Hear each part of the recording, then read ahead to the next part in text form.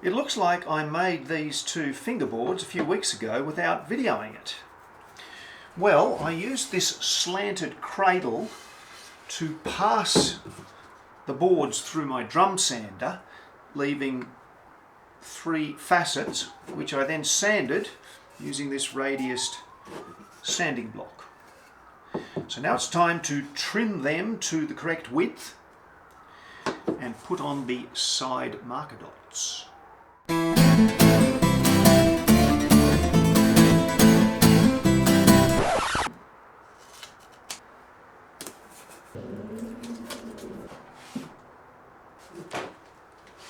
I've double-sided sticky taped the fingerboard to this piece of scrap MDF at an angle. It's not straight, but the line I want to cut is parallel to this side of the sacrificial MDF.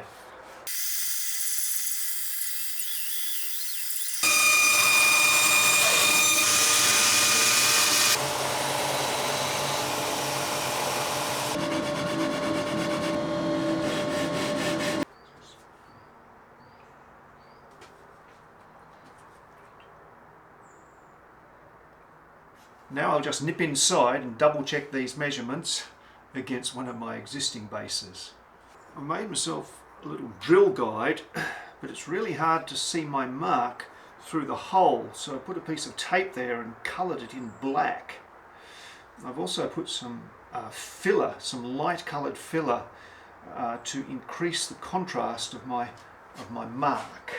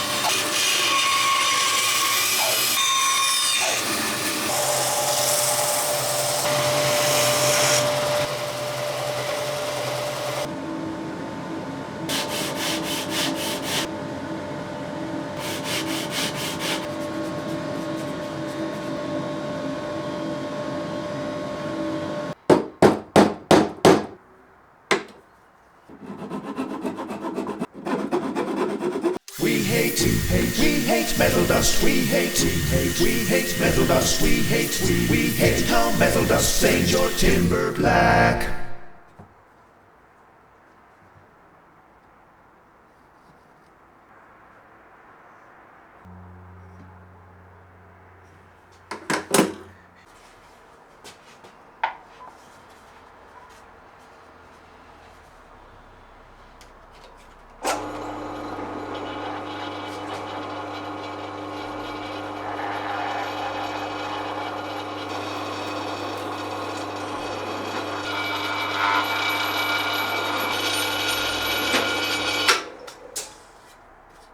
Perfectly clean holes at the front, not quite so much at the back. Neck fit up, step 1. This area here must be perfectly flat. We don't want any of this curve here to introduce a gap at the heel. Now we've got to manage 6 spatial degrees of freedom. Back and forth, up and down, side to side, yaw, pitch and roll. Now, back and forth we don't have to worry about, but the other 5 we do.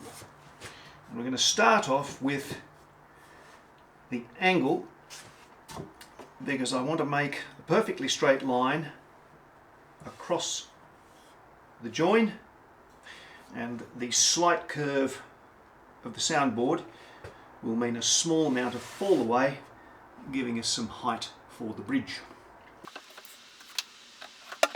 Now, at the moment, we're tilted too far up, so we're going to have to take some meat off the heel towards the bottom.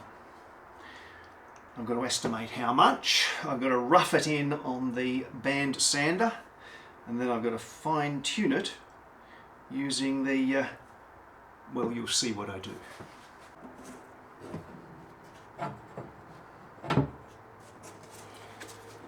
By sticking little strips of masking tape and sandpaper, I'm estimating how much I'm going to have to take off to get the two centre lines, the guitar body and the neck, to be parallel.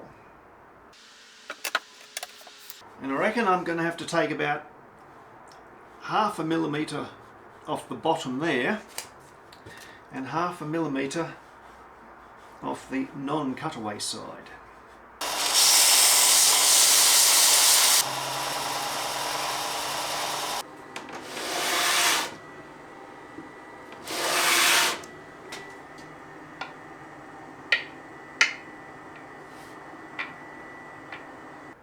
Now that we have all of those angles pretty much right, it's time to cut a slot in the neck so that we can glue in the neck tongue, or tenon if you like.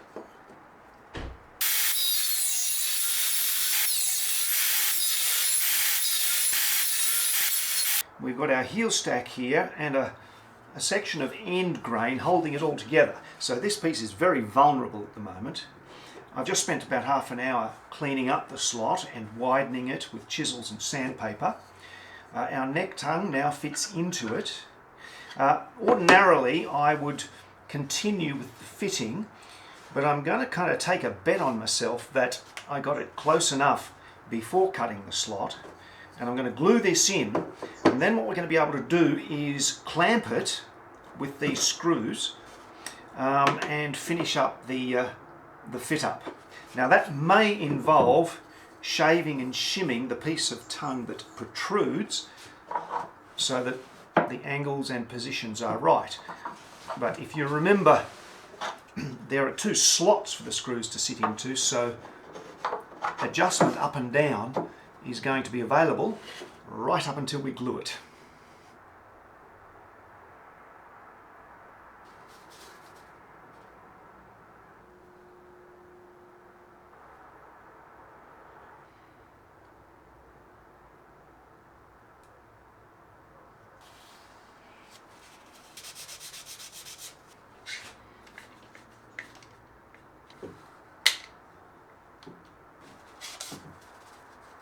Just in case you didn't pick it, I left these bolts in the neck tongue so that any glue wouldn't cause a problem for later.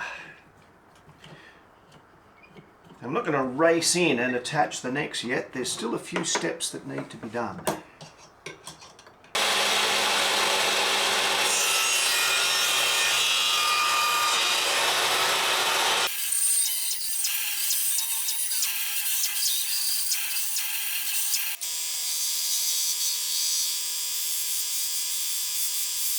I just roughed in a heel cap, including a tilted edge to butt up against the body. We'll finish the shape of that later when the neck is attached. Right now it's time to finish the upper side of the neck and fretboard, get it down to its final width, because we're not going to be able to do this very easily once the neck is attached. By contrast, the lower side that goes up to the cutaway, we will finish after attaching to the body.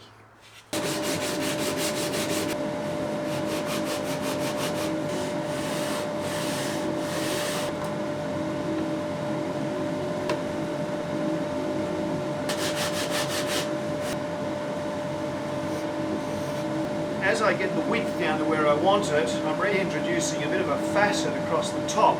So I'm going to have to round that over and re-establish the nice neck profile that we put in earlier. I want to do a lot of work on the smoothing and sanding of this area of the neck. once it's attached to the body at a right angle degree, it's going to be hard to get sandpaper in there without also sanding a bit of a notch into the body itself. So I'm using methylated spirits just to have a look to see if there are any lines that need a bit more attention.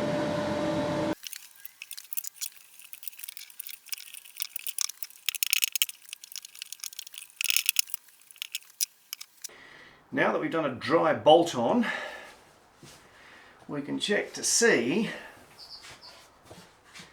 how good our fit up was.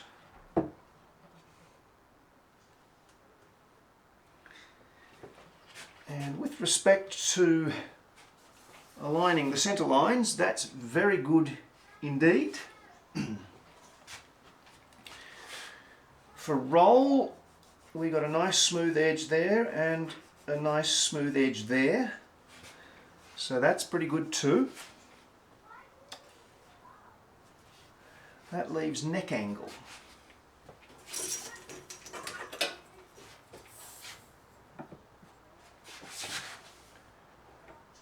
And that's a nice straight line falling away about 2 millimeters.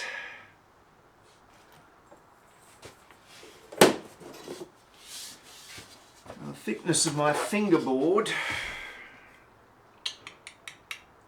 is 6. That's going to give a bridge height of about 8. I'd like slightly more than that. I'd like the angle to be a little bit more like that. So I will achieve that by sanding the body of the guitar, the face that the heel attaches to.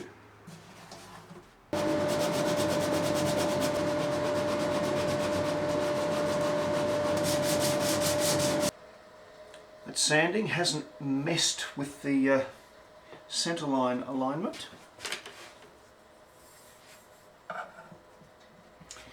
And the gap at our bridge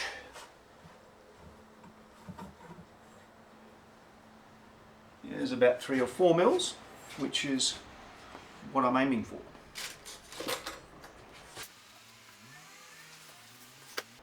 Let's glue this thing up. While preparing to do that, I noticed that despite my best efforts, I seem to have just slightly crowned that edge there, meaning that when I clamped it up, there was a gap along there, a little bit too big to be filled with filler. So I glued on a piece of veneer, and now we'll get to gluing the neck to the body.